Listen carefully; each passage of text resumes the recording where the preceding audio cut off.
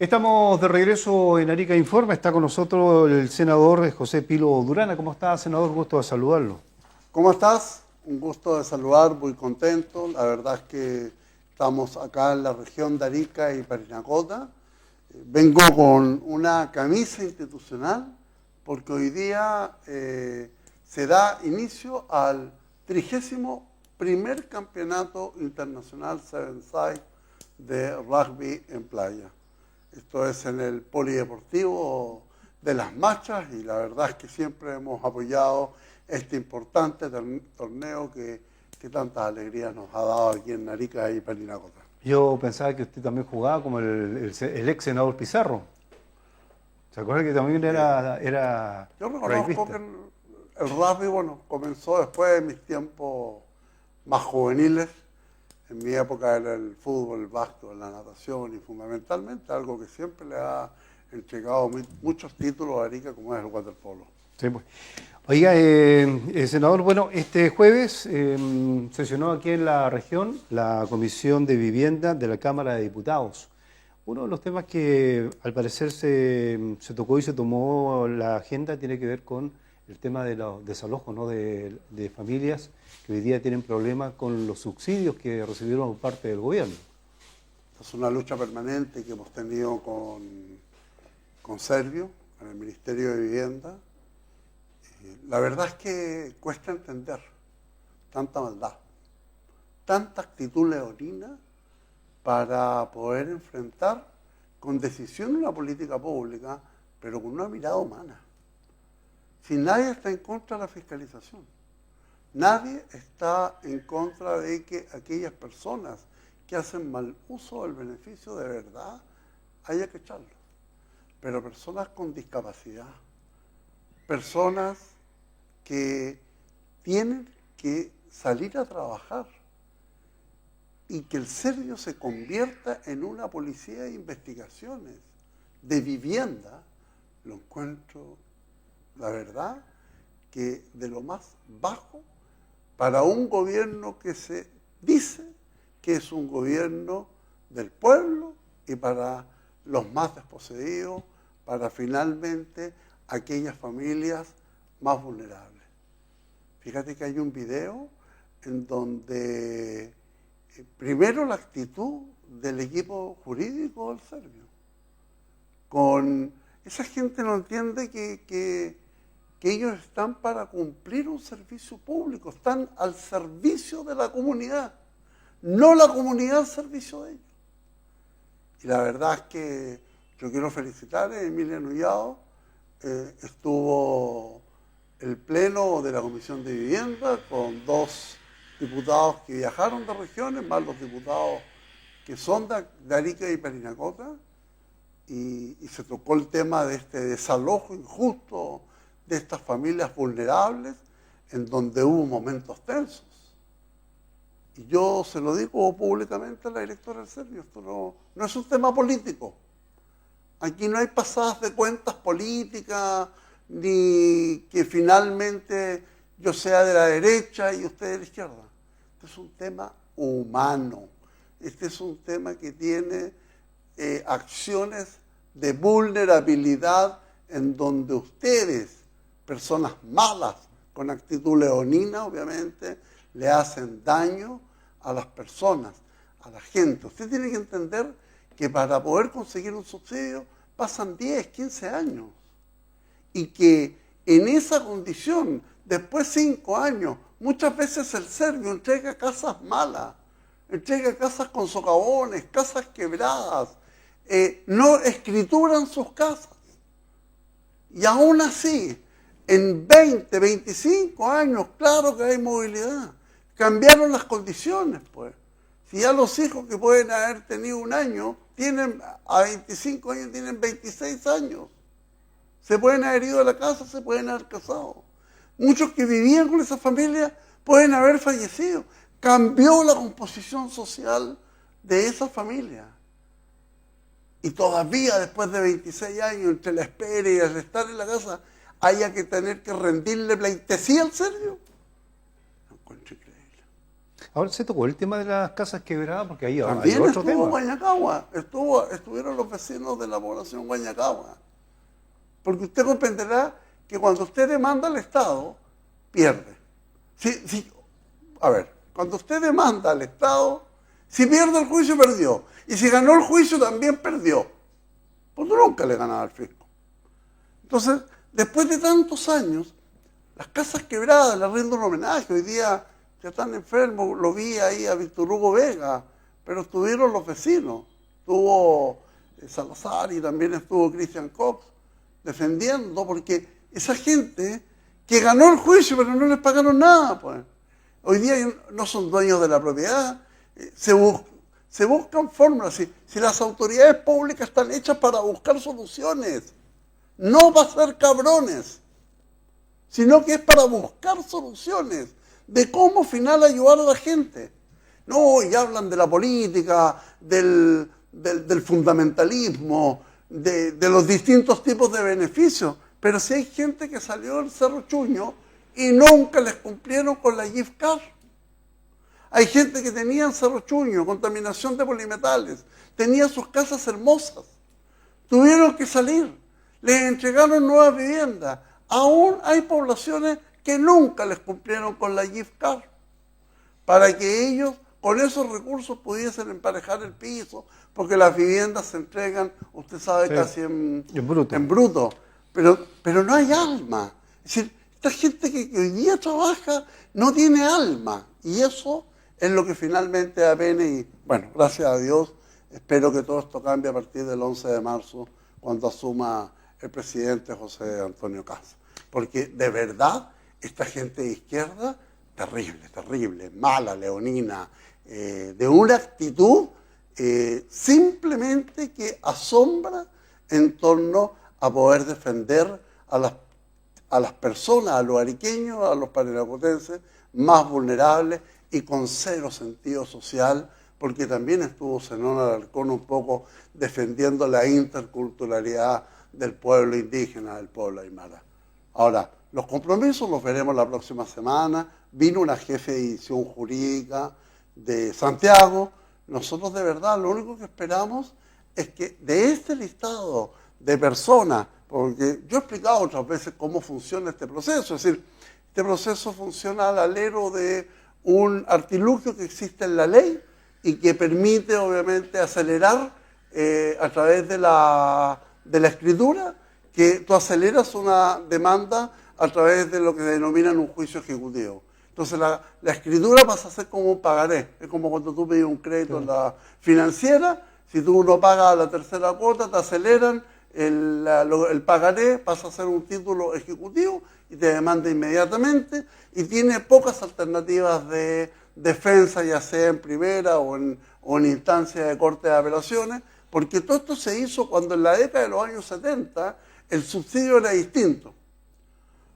No era el DC-49, no eran los subsidios que existen hoy día, sino que el subsidio se constituía, un tercio era el ahorro de la persona, otro tercio era el subsidio que entregaba el Estado, y el otro tercio era un crédito que te entregaba el banco al Estado. Pero hoy día las cosas cambiaron. Entonces, obviamente, desde el punto de vista legal, la Comisión toma el acuerdo. Quiero entender que los principales acuerdos que se lograron ayer, porque es una comisión de la Cámara de Diputados, no del Senado, es, primero, que hay un compromiso de la revisión por fin caso a caso. Mira lo que tuvimos que llegar cuando algo que podríamos haberlo solucionado directamente en Arica. No, tuvimos que llegar a una comisión de vivienda. Bueno, se va a hacer una revisión del caso a caso. Ojalá hay 6 o 7 casos que están para orden de lanzamiento. Ojalá les haya tocado alguna fibra de corazón que puedan tener para que eso no suceda hasta el próximo miércoles, que esto va a sesionar en la Comisión de Vivienda de la Cámara de Diputados.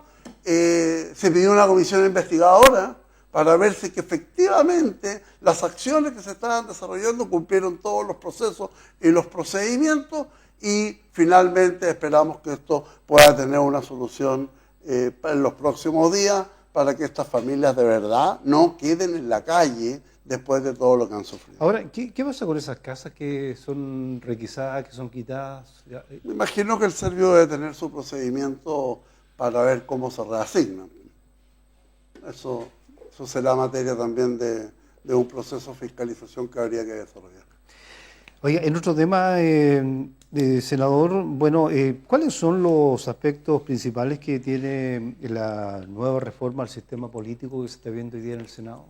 Mira, básicamente tiene que ver que para poder crear un partido político se lean las exigencias, los estándares, de tal forma que tú no vayas creando partidos políticos porque finalmente te picaste o se te ocurrió o tienes un objetivo o una función determinada.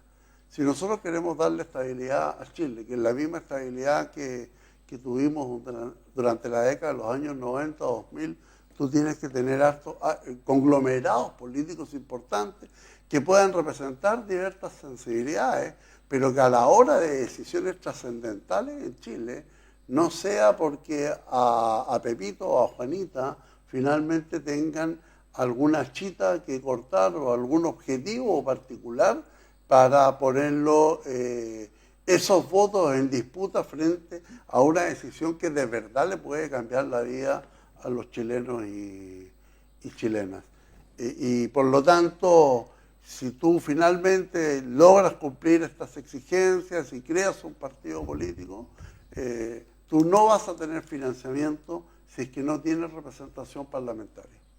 Es decir, el financiamiento finalmente, más allá de la creación de un partido político, va a ir de la mano con los resultados electorales.